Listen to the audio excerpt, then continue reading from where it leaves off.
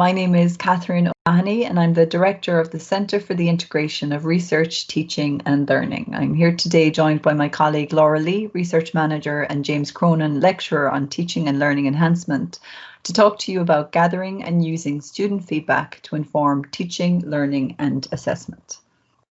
The Centre for the Integration of Research, Teaching and Learning sits under the Office of the Vice President for Learning and Teaching in University College Cork, and our focus is predominantly on staff and postgraduate student professional development as it relates to teaching and learning in higher education.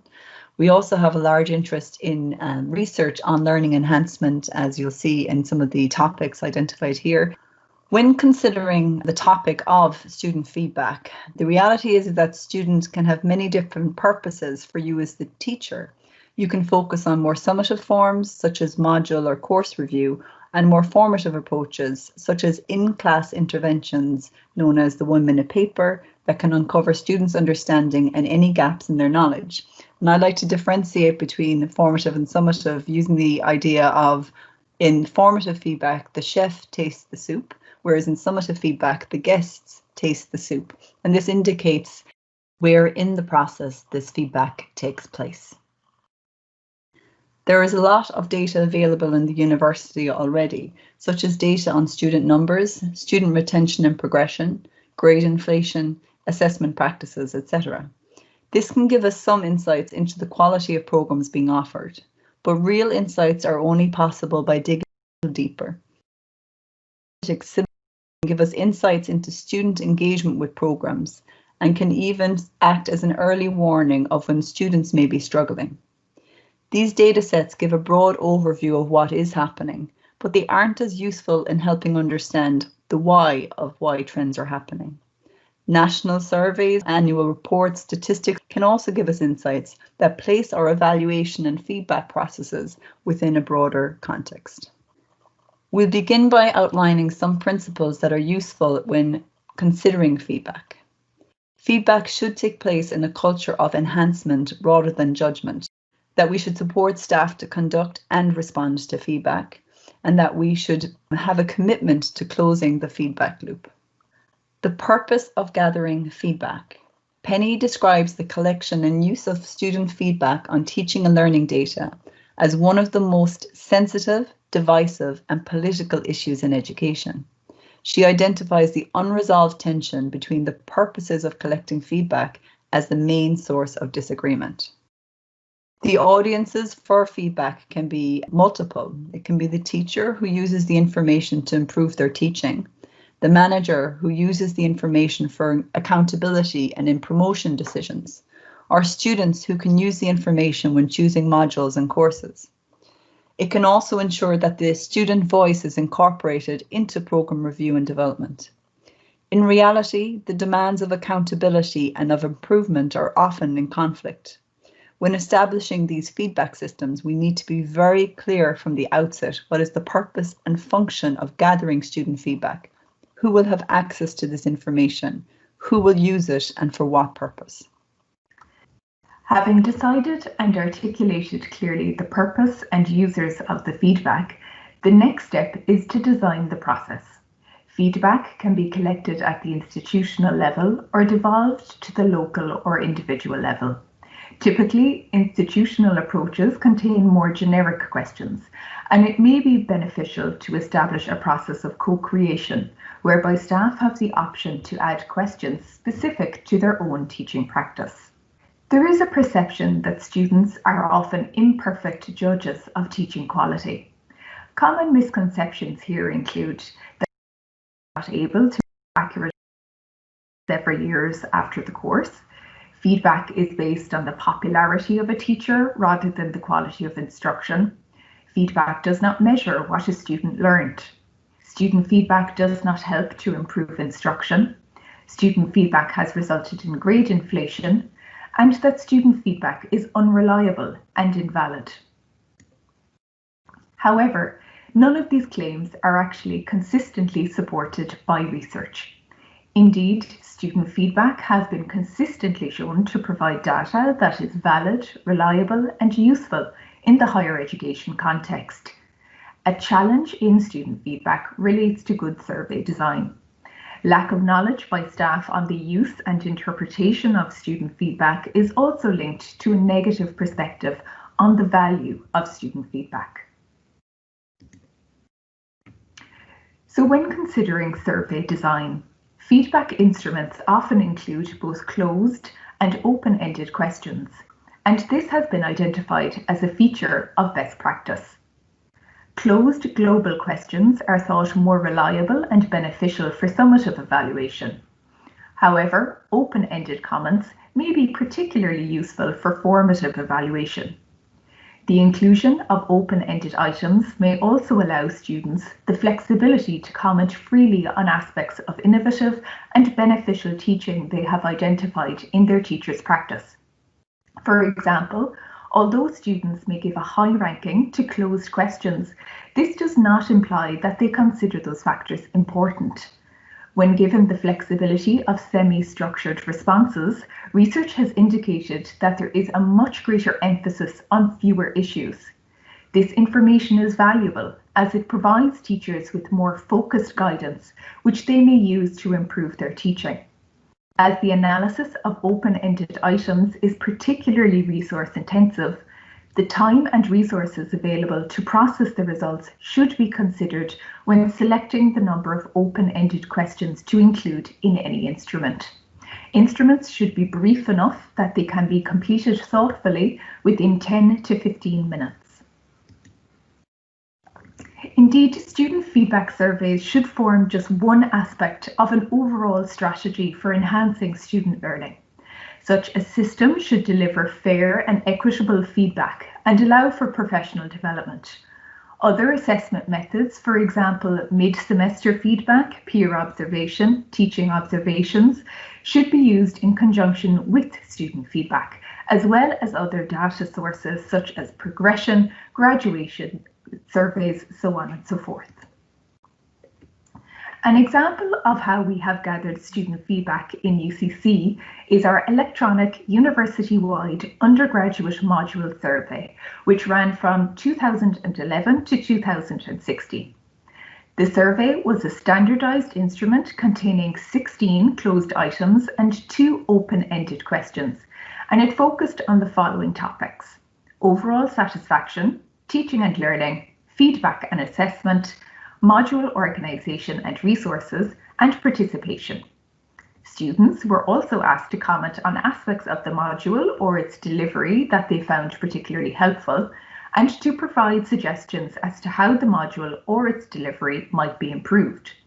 There was a very clear system in place regarding who had access to these results within the institution. This survey was, however, suspended in the 2016-17 academic year with a move to a more devolved approach for gathering student feedback. Since then, schools and academic units in UCC have been free to gather student feedback on teaching and learning in a manner most suitable for them. There are, of course, both pros and cons to standardised university-wide and more devolved local systems. When considering a standardised approach, a considerable pro is the fact that you are utilising a unified and consistent approach which can be fed into quality assurance systems. Cons include the fact that teaching staff may feel that the survey is not appropriate to their particular teaching context, and the arising data may be difficult to interpret and act upon meaningfully. To address this, it may be useful to implement a system of co-creation, whereby teachers have the opportunity to add additional questions to a core survey. Considering a more local, devolved system, pros here include the fact that lecturers are free to collect data in a manner most suitable and meaningful to them. A potential con here is that there may be less consistency regarding the data which is collected, and this can, of course, have implications for quality assurance and accreditation purposes. To address this, you may consider the implementation of a system with clear guidelines on how data is fed from a local level to the wider institutional level, and also to implement a system of staff development in designing and coordinating these initiatives. A final but essential part of this process is closing the feedback loop, and this needs to be considered and designed from the outset. Closing the feedback loop may be considered at the levels of the institution and the individual academic unit. Student feedback needs to be integrated into a regular and continuous cycle of analysis, reporting, action, and feedback in order to make an effective contribution to internal enhancement processes. Institutions vary considerably in the degree in which they make survey findings public and produce reports for students outlining actions that have resulted from these surveys. Good practice in reporting survey results include the following. 1. Reporting in small, digestible bites to targeted audiences. 2. Reporting first what is working well and then focusing on areas for improvement by connecting results to topics that already hold relevance for particular audiences. 3. Encouraging the sharing of results as the opportunity for a conversation about university quality and topics of concern, and most importantly, to close the session with considerations for what do we want to do about these results, and even better, to ask, what next? There is a need to educate staff to gather and utilize student feedback, whether as part of a formal institutional process or as part of their own continuing development in scholarly teaching. CIRTL is the unit in UCC which provides this support. In our accredited programs, we enable participants to develop a teaching philosophy, to consider and reflect on the design of their module or program. And here we are modeling a community of practice approach where the staff are reflecting on their disciplinary identity and making explicit what they already do and know in their individual disciplines. This helps develop a common language which can be shared amongst the members of the community of practice.